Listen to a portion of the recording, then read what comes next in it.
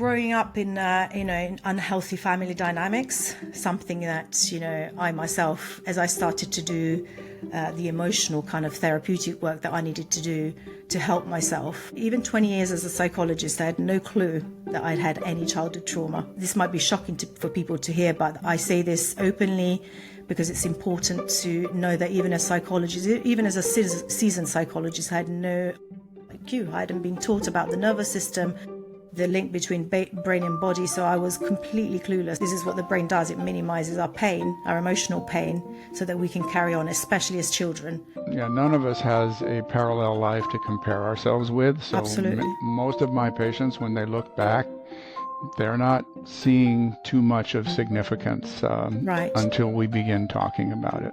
Welcome to The Story Behind the Symptoms. Your host is David Clark, MD, a board-certified gastroenterologist who successfully diagnosed and treated over 7,000 patients with neuroplastic pain or illness. We'll dive into our guests' life experiences to uncover the deeper causes of their symptoms.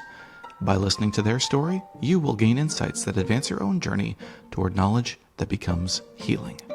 Hello and welcome to the Story Behind the Symptoms podcast. I am your host, Dr. David Clark, president of the Association for the Treatment of Neuroplastic Symptoms. And in this podcast, we talk to people who have suffered those symptoms, about where they came from and how they were overcome. And we have a special guest today, Carla from the UK, who is also a psychologist. So we're going to have a very interesting discussion. It's going to range over a very wide area that I know will be enormously helpful to everybody who sees it. Carla, why don't you introduce yourself? Hello, thank you so much for having me, Dr. Clark. I'm really, really pleased to be here and share my story. My name is Carla.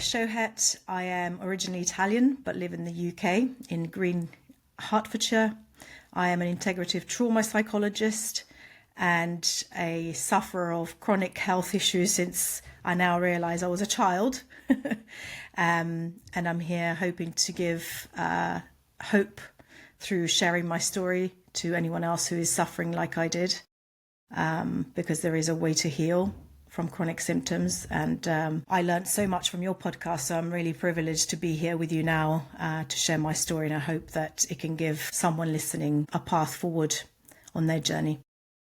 Thank you. And thank you so much for doing this. As I said, it's going to be very helpful. So why don't we start with where your symptoms began and what symptoms you had over time, and we can get a good start there. So what I was thinking about this before coming on, actually, how do I make this fit into a podcast episode, right? Because as probably a lot of people on this journey, once you start to realize the links to emotional stressors in life, you realize that the beginning of trying to figure out what's wrong with me in terms of physical symptoms is really got roots from probably a long, long time ago.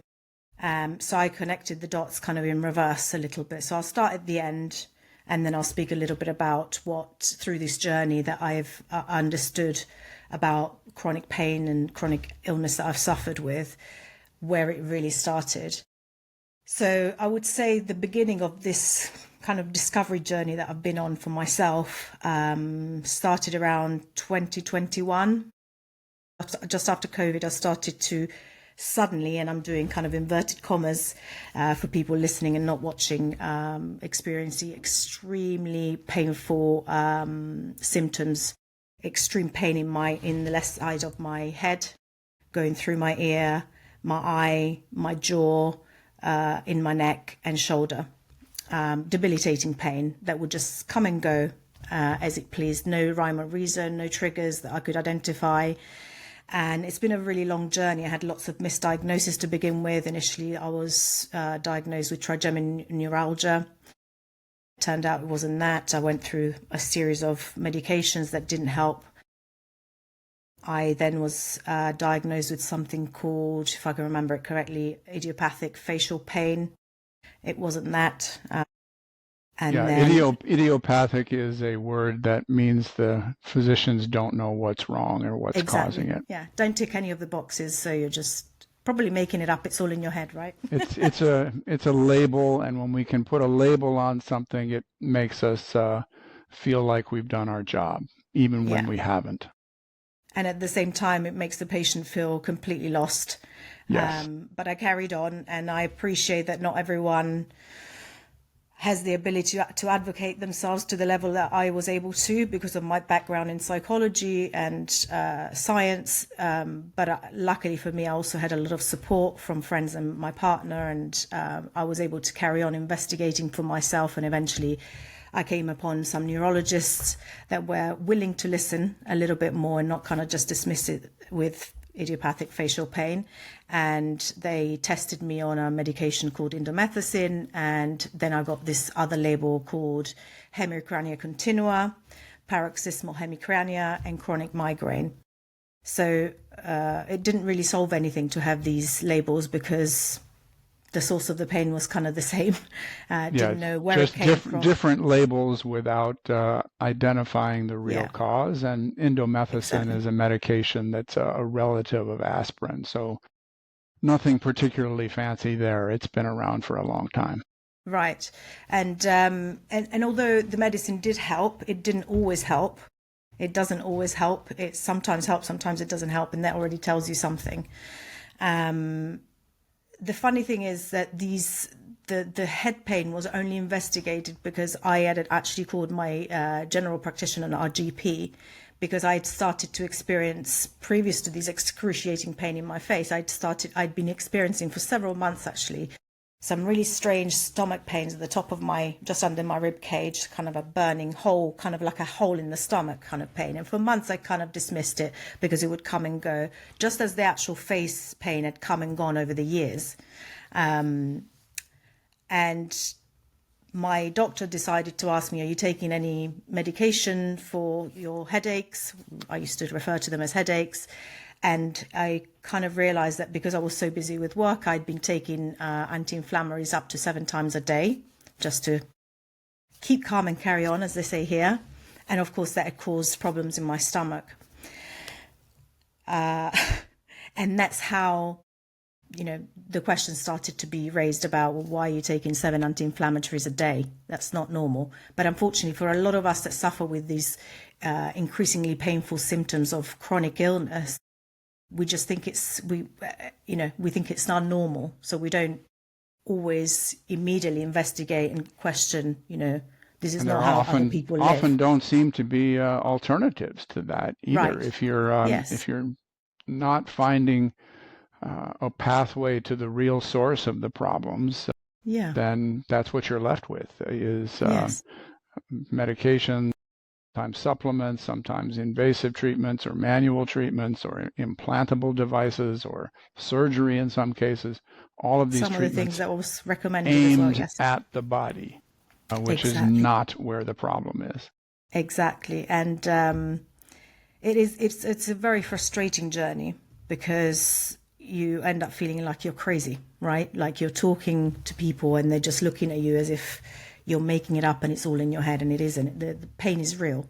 I now understand a lot more because having gone through this myself and stumbling across research by Dr. John Sarno, looking up SERPA, the stress illness recovery practitioners, thankfully people like yourself, having spoken even on my own podcast to practitioners in pain management that actually understand the link between body and brain, I was able slowly, but it took years, to understand that the roots of my conditions, both the gut conditions I'd suffered with and the pain condition in my head and face, were actually not physical. There was no inflammation. There was, after several MRIs, CCAT scans, all sorts of medical kind of procedures, the reality at the end of all these tests was that there's nothing wrong. Yeah, no structural damage in the body, no organ disease in the body, but actually some physical changes in the nerve pathways in the brain. So there really is a structural basis. Yeah, exactly. But none of the medics that I'd seen that were specialized either in their, even my neurologist, we have some very interesting conversations now with my neurologist, and they're an amazing team. However, when I start talking about, emotional stuff or, the vagus nerve and the HPA axis, they're kind of a bit freaked out because it's almost like I'm asking them to, not completely dismiss everything they've learned, but the learning within the medical field is still very much, and within the psychology field as well, so it's still very much siloed. Everything is very siloed. It's outside of what we were trained. It's outside of what I was trained. I had to be dragged to this. I had to be, have my head forced to see it in an incontrovertible way before I accepted it.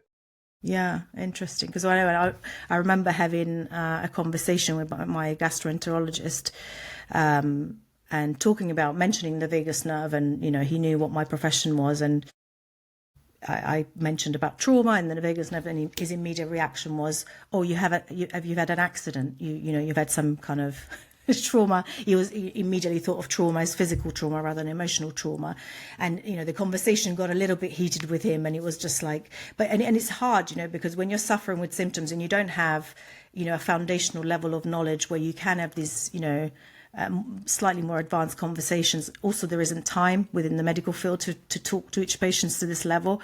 It's frustrating because you feel like you keep going round and round in circles, and these people are not really open enough to listen. It's beyond, like I say, outside of our training. I went 7 years of formal training without ever hearing about this. Yes. So Yes. just for completeness, let's talk for a moment about symptoms you had elsewhere in your body over the years, because I know you had quite a variety. Oh, yes. So I had a gallbladder removal in 2015 because I'd suffered extreme pain in my stomach for 8 months. That again was a journey to figure out what was wrong. I was diagnosed with SIBO, small intestinal bacterial overgrowth. Not officially diagnosed with fibromyalgia, but close. Still, a question mark over that. Basically just pain all over, sensitization of all my systems. So pain everywhere in my body, basically from head to toe. When I say that, it's literal, from head to toe. Plantar fasciitis, pain in my wrists, in my elbows, still in my head on one side, chronic migraine in the back of my head, and tension. These are all kind of bracing patterns and tensions. Lower back pain in the sides of my legs and in my glutes, excruciating pain where, unable to get up without support, even in bed, bedridden for several, long periods of time. But then it was interesting, actually, when I went to see Dr. Deepak Ravindran at one point. He's a leading NHS pain consultant in the UK. And they got me to fill out this form. And it was then, I still remember the day I started to fill out this form. And because I had by then come across nociplastic pain or neuroplastic pain, and I started to understand more, and I knew that he also understands this, which is very unusual in the NHS. Very unusual anywhere, yeah. Right, yeah. So I was kind of really going into the detail. And as I started looking back, I realized, oh, wait a minute. I started to remember as a kid, I remember being taken for x-rays for lower back pain. And I was told this story that, two of my vertebrae were touching each other. And that was the reason for the lower back pain. So I kind of lived with that. And then I suffered for years and years and years with coccyx pain, where I literally would struggle to sit, even if it was a soft The tailbone, for my viewers who aren't familiar, yes. And strangely, even as a child, I never spoke about this, never said anything to my parents. This is the story behind the symptoms, right? And then I remember going to a really top dermatologist. I'm Italian, and I was maybe 6-7 years old. And I wonder if it was something called molluscum. It was like a skin thing. And every week or every so often, I used to have to get, my face burnt, all these kind of things that were popping up again. Not sure what it was, not sure what the connection is with that one. Let me just add here that one of the hallmarks of neuroplastic symptoms is their sheer number and variety. And so the more symptoms a person has, the more they differ from each other, the more different locations they are in, the more one should be thinking about a neuroplastic cause. It should be a giant clue to any doctor who's got even slight familiarity with brain to body conditions, that when someone comes in and says, I've had this and this and this and this and on and on and on, it should be the first thing that one thinks about diagnostically. Right. And then I remembered, oh gosh, the whole time when I was going through from primary school onwards until I was probably mid-20s, I used to get every single morning these stomach pains. No matter what I ate or drank, the first thing that went through my body would give me these excruciating, breathtaking, stabbing pains to my stomach every single morning. Again, said nothing to anyone. This was something I just lived with for years and years and years. And it would literally, I still remember the pain of, it would take my breath away, and it felt like minutes. It was probably seconds, but it happened every day. Again, not sure what that was, but then of course, no wonder that I had, several gut issues as an adult later on. I mean, it carries on. I'm sure I've forgotten some of the things as well. It's highly persuasive about what was going on. And so we should lead right into what sorts of stress issues you might have faced as a girl that could have contributed to all this. Well, growing up in unhealthy family dynamics, something that, I myself, as I started to do the emotional kind of therapeutic work that I needed to do to help myself, I didn't really, even 20 years as a psychologist, I had no clue that I'd had any childhood trauma. And this might be shocking for people to hear, but I say this openly because it's important to know that even as psychologists, even as a seasoned psychologist, I had no IQ. I hadn't been taught about the nervous system, the link between brain and body, so I was completely clueless. And actually, this is what the brain does. It minimizes our pain, our emotional pain, so that we can carry on, especially as children. Lack of attunement.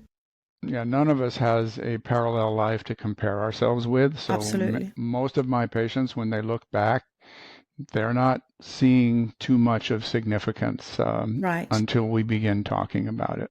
Yeah.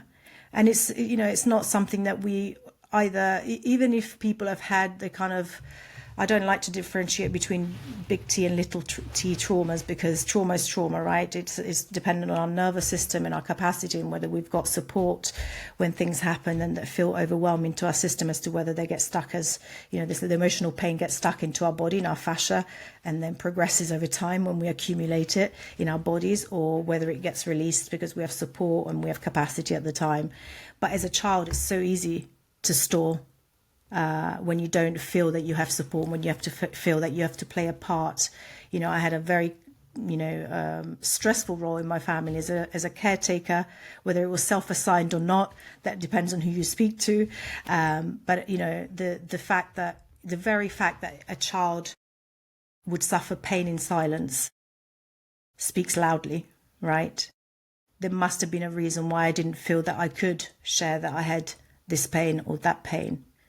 And the reason I understand that was then, that I understand now, is because and I don't say this to blame, because I understand, generational trauma. I understand that hopefully most parents, not all, but most parents will do their best for their children. But that's what I have found as well. Yeah. Right. And, the fact that I was, whenever I cried, for example, I was such a good girl that whenever I cried, they would just put me in bed, in my bedroom, and close the door. And then I would just wake up and smile. As a child, you learn that your emotions are not to be shared. They're just to be hidden. And that stores emotional pain in the body. It's a phenomenon that has happened to many of my patients. And when your emotions are not valued, and when they are too much asked to be suppressed, you lose an absolutely essential signal about what's going on in the world and how it's affecting you. And it disconnects you from your body.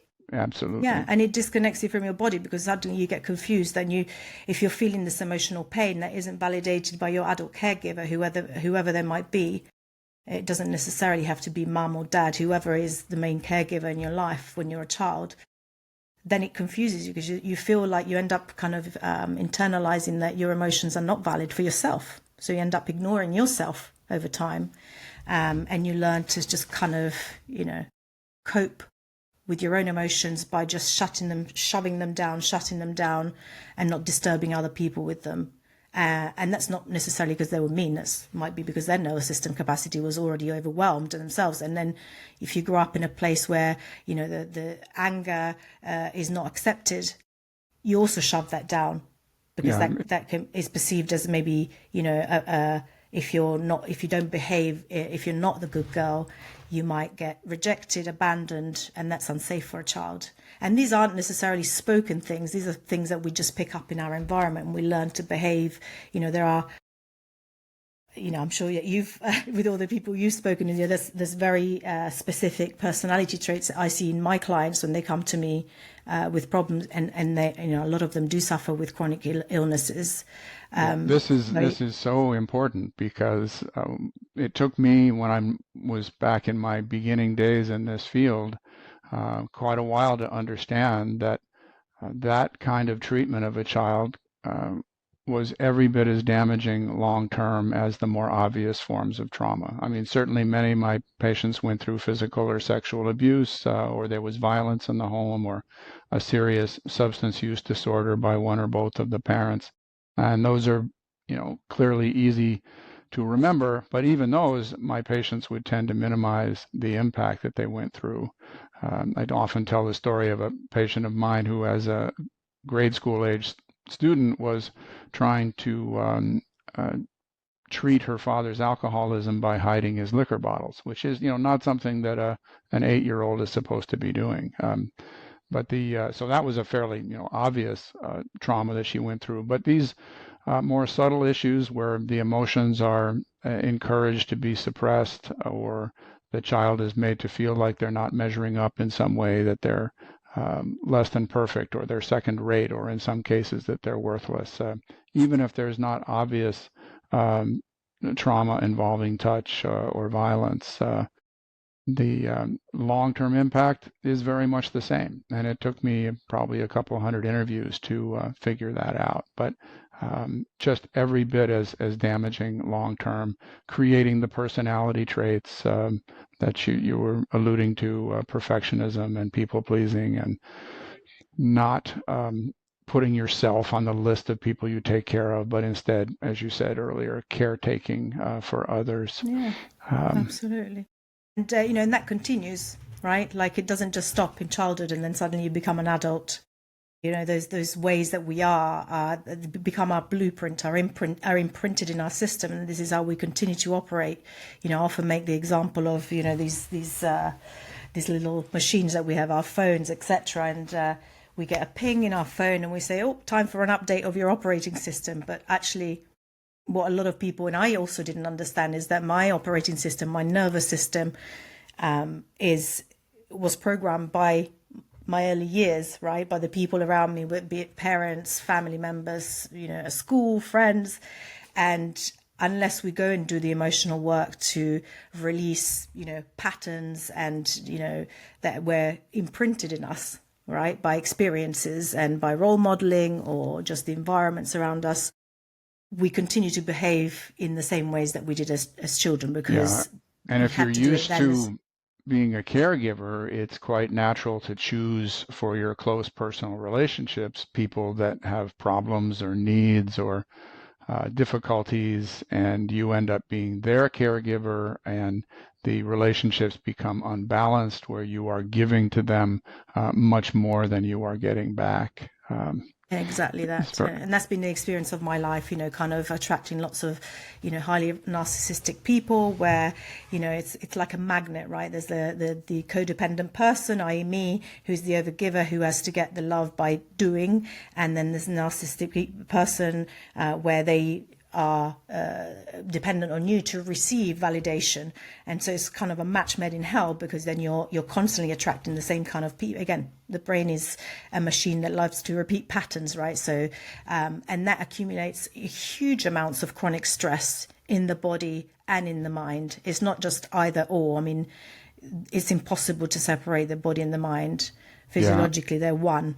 But unfortunately, as you and I have discovered in our professions, even though they're very different, there's very little to no education still. My daughter has been studying psychology, and now she's 17. And, I was actually quite impressed that they were talking about the nervous system and, the impact, that has on, that is our operating system. And the only way to upgrade that operating system when we're adults is awareness of our story, or where our pain, the roots of our pain, be it emotional, physical, or both often, and to do the work that helps to release these, for me, it was like, I'm still on that journey.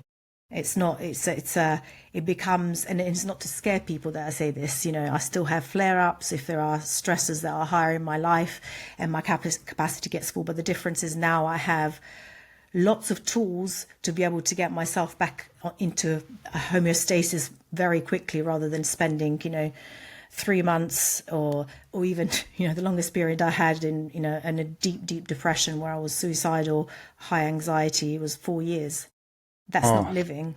Goodness, that's not living. at all. Well, what have been the ideas that have helped you the most? So today, the practice that I would say helps me the most to maintain my health is Feldenkrais. I don't know if you've ever come across Feldenkrais. It's one of the, the thing is, there is no magic pill. It's also about kind of researching and discovering and trying things, because we're all so individual and we're all in, operating in different ways in our nervous system. So it's about exploring with curiosity, rather than, there was a long time I was researching and studying all the things from that kind of high achieving perfectionistic, and that's counterproductive with pain.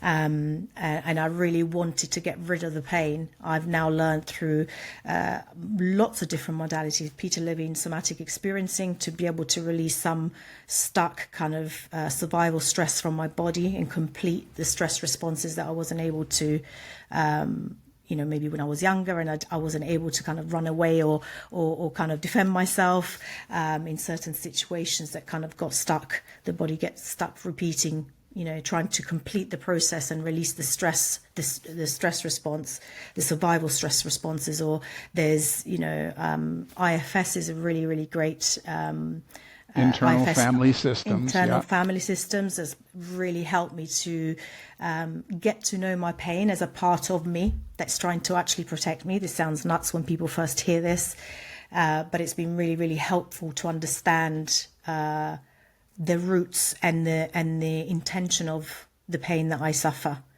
Is the body's always trying to communicate to us, and so is pain.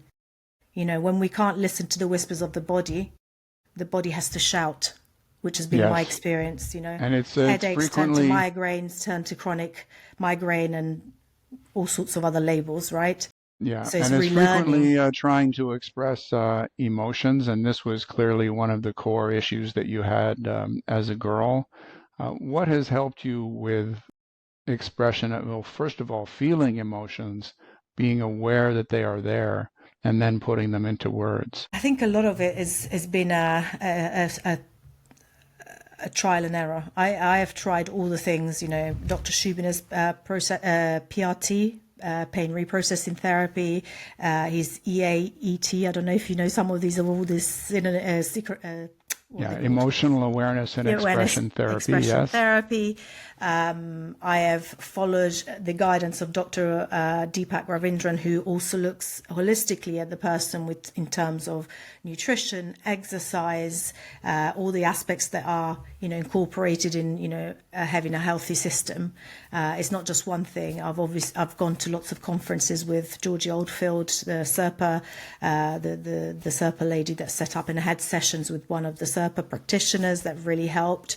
I followed. Okay, well, that's what I'm looking for is what specifically has helped you, not necessarily the people or the techniques, but the ideas that have helped you to become aware of emotions that as a girl you had to bury them somewhere, and now in a journey toward health and a journey toward recovery from neuroplastic symptoms, it's often one of the most helpful things is first to simply become aware that emotions are present, and then to be able to express them in words, either to a therapist or on a computer screen through typing them or writing them by hand.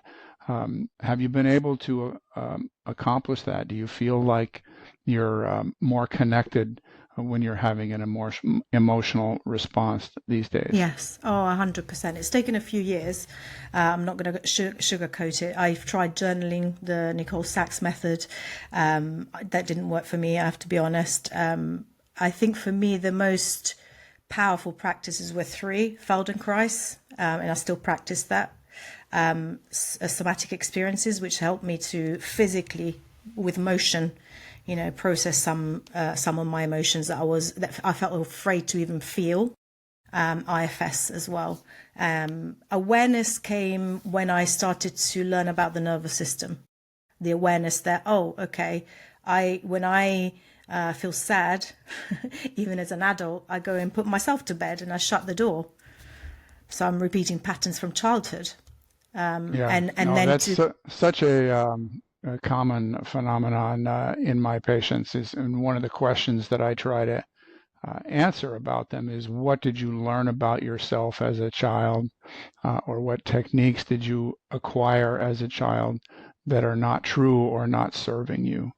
And if people can identify what those are, it's the first step in making changes. So if, for example, you learned that you need to be a caretaker for everybody else in your life, or if you learned that you need to take emotions that you're having and put them away somewhere because that does not serve you in your caretaking role, trying to recognize that, those things are not helping you, and that they were learned in a difficult or toxic or adverse or dysfunctional environment, and that consequently they need to be unlearned.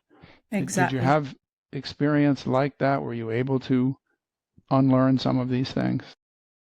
Absolutely. I've been unlearning that, I shouldn't overfunction and say yes to the things that my body wants to say no. Again, it's been challenging, and I still, sometimes have to check in with myself. Why am I saying yes to this? Am I saying yes? I actually did this really recently. Yesterday, I sent an email to someone to say, hey, I just wanted to be really authentic and honest. I'm in this, but actually it's coming from a place of fear of rejection from you, because you've helped me and I don't want to say no to you now. So I have to be honest, and I have to leave this space now, because this is not somewhere that I need to be right now. So it's when you bring the subconscious to consciousness, it's not something that you can forget. And this is just my new way of operating now. I've always been very introspective, but I just didn't understand. I didn't have the knowledge to be able, the foundational knowledge about what had happened to me, even to understand that, oh, actually, I do have childhood trauma, and it's not something I need to be ashamed of. It's something that I can also heal. But yeah, absolutely. Boundaries. Even with my children, I'm still learning to say no and, keep those boundaries without being afraid that they might think I'm a bad mum and not love me. I have shed a lot of relationships through this journey, not intentionally necessarily, but just by growing into the person that I guess I always was, but I wasn't allowed to be, or I perceived that I wasn't allowed to be. Visibility, going on podcasts and speaking to people like you. Before I had to always place more in order to not make people jealous. And that also came from childhood. I didn't like if people felt jealous of me. And so I just kept myself as small as possible in order not to trigger someone else's feelings, Yeah, let me ask about that. In terms of recognizing the childhood trauma, which you did not recognize for a long time, and only if you feel comfortable in sharing it, of course. But what were some of the childhood traumas that were most difficult to finally understand? This is a difficult question, and I'm not sure if I'm ready to answer it, because the people that are responsible for those traumas are still very much alive, even if I have no relationship with them. And I wouldn't want to, in order to share my story, to cause pain to these people, because, as I said at the beginning, I know that the intention wasn't to hurt, even though it did hurt, and it continued to hurt for, most of my life. And I accept the idea that Yeah. most parents do the best they can, and that they're Yeah. coming often from a place of their own trauma. Yeah. I think what I will say is that because of unresolved childhoods that, my caregivers had, they just passed it down unintentionally to me, which is what often happens. And not just to me, I have siblings, or I have a sibling, and their trauma is different from mine. Not sure that they're aware. And it's not just, mum, dad, it's a whole family dynamic. It's a family system. And, this is reflected in our society. The society we live in is often very stressful and very kind of patriarchal. Let's say that. I grew up in a very patriarchal environment where children had to be, seen but not heard, or do not speak back. Very classical kind of, generational stuff as well. There were definitely, I can pinpoint one incident that involved both parents that I will not speak about, that really is still cause for me to not be able to. I'm still really working hard to express anger in a healthy, healthy aggression, and I really struggle with that still, because it got stuck very, very early. And I think I was about 6 or 7 years old. I didn't know what to do with it. I was given a role of protection, which I should never have been given, and I failed. And the anger I felt, I wasn't able to express. So that's really stuck in my body. And I don't know if you know German New Medicine. I've kind of looked at different symptoms, and it kind of tells you, depending on which body part, the meaning of it, that it can have psychologically. And, the lower back pain I experienced ever since as a kid is related to anger, suppressed anger. And so, but for me, it wasn't anything like sexual abuse but I did experience violence. Spanking was, a method of discipline, and I experienced that. And once I had to defend my sibling from that. These are all things that I actually realized, as I did a trauma timeline, and I wrote down kind of my past, which I don't recommend you do until you have the nervous system capacity to be able to handle that, because you'll discover things that your brain has made you, kind of put at the back of your memory because it was too painful to feel. And then when I did some exercises, brain spotting has helped me hugely to kind of, make links to past experiences. Again, I was like, whoa, how did I forget that? How did I, to understand? Explain to our viewers how you use brain spotting. So brain spotting is a little bit like EMDR, just using that example because EMDR is probably a more known therapy, but it uses eye position. And if you think of it, the eyes are part of our brain, right? Even though they're partly on the outside of the skulls, but they're connected right through our prefrontal cortex, our limbic system, the emotional parts of the brain, and our brain stem, where we store, survival, stress, the more primitive parts of the brain, which is where we, and then we go and store these kind of unprocessed survival responses in the body. And it's almost like when we use the eyes position, if you think of it almost like a laser, and it's very client-led, which is very gentle, but really profoundly helpful. It's almost like the eye positioning goes to what your body's ready to process. And suddenly you might be kind of looking at a spot and concentrating on that spot, and suddenly you'll get a memory come up in your body. It could be, not an implicit memory, so it could be, a physical response. And there might not be a story attached, or there could be, an explicit memory of something you'd forgotten, like an event that happened that you suddenly remember, and it helps you to make sense of yourself, right? And then, with an attuned relationship with your practitioner, and with enough nervous system capacity, and with, pendulation, so you don't overwhelm your system, you're able to release, through the session of brain spotting some of the... It's a good example of how profoundly the mind can keep painful memories and experiences and sensations out of our conscious awareness. The brain's like for our survival. Right. And when you're not ready to look at those things, then sometimes the body, in the form of pain or illness, is the only outlet. Yeah, and it's like I was saying earlier, when we're not when we're not aware, we can misunderstand that this pain is, structural. But when there is evidence medically that it isn't structural, I've really encouraged people to do it. We've mentioned a lot of names today, names of people that really, like yourself with your podcast, have paved the way for us to really, anybody can listen to your podcast and learn a lot from, how they can go about trying different therapies to express what maybe they weren't able to for whatever reason earlier in their life, or kind of become aware of patterns or suppress stuff so that they can help themselves, and because of neuroplasticity, we're so lucky, that we can, it doesn't matter what age we are, it doesn't matter how old we are. The brain can change. Area that I like to ask about is that many of my patients struggle with taking time for their own joy. They are so busy caring for the entire rest of their world that they fail to put themselves on the list of people they take care of.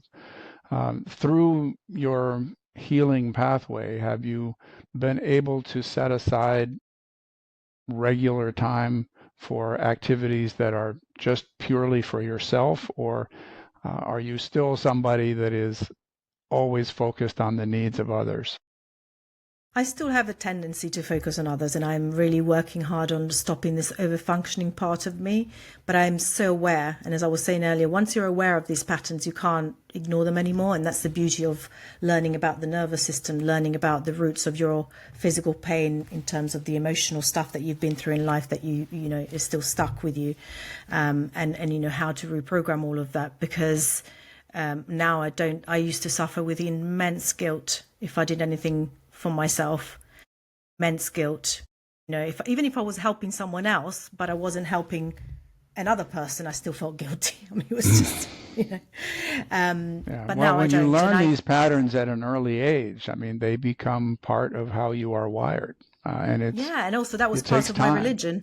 I was brought up religious, Catholic cult. The Catholic religion, is very guilt-inducing, unfortunately. That's one of the ways that they indoctrinate, right, unfortunately. And so that was really part of my makeup.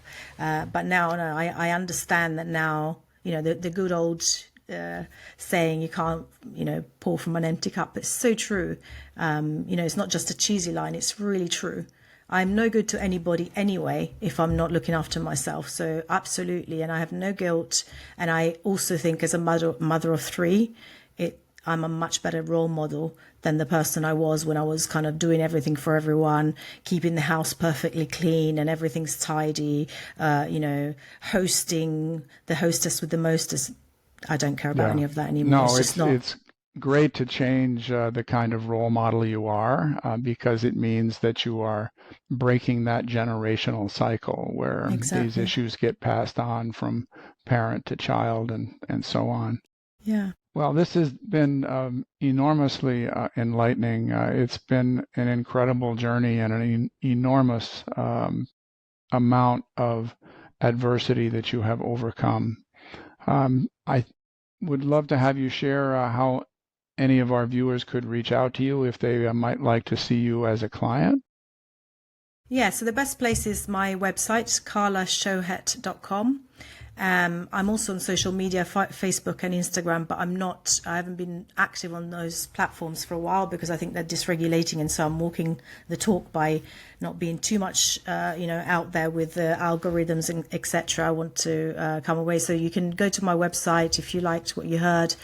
You can explore my podcast, Time to Unlearn, as well, where I'll be having some of these conversations with some of the people I've mentioned today while chatting to you. And yeah, I mean, just reach out. On my website, there's a contact form. If you have any questions, I'll be more than happy to help in any way that I can, just like I did for myself. And before we close, do you have anything else that you wanted to share or any questions that you have for me? I was just curious about how you as a gastroenterologist ended up, how you said you were forced into this path. And I'm quite curious, just purely from a personal curiosity, because I have invited my neurologist and my gastroenterologist to kind of learn a bit more, and they just seem so closed off, and I don't know the path, and I would love for them to be a little bit more open. I've even sent them the link to your podcast. I'm not sure how they Oh, took thank that. you. Yeah, that's a great idea. Well, I've told the story many times, but in the 8th year of my training, after 7 years of very traditional Western medical formal training, I encountered a patient who had unexplained physical symptoms. They were connected to childhood adversity from 25 years in her past. And I was shocked to find that I did not know the first thing about how to help this patient. But there was a psychiatrist at UCLA where I was in training who cured this patient in less than 3 months, and she had a very severe condition. And I just thought that was remarkable. Nobody had ever explained to me that such a thing was even possible, let alone demonstrated it on a patient of mine. So I thought, I couldn't deny the evidence of my own eyes that this patient had been cured.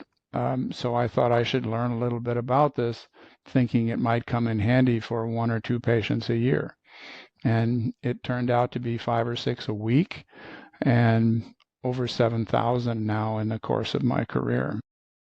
But I had to have it proven to me with one of my own patients that this was possible. And I thought, well, the reason I've gone 7+ years never having heard of this is because it's rare.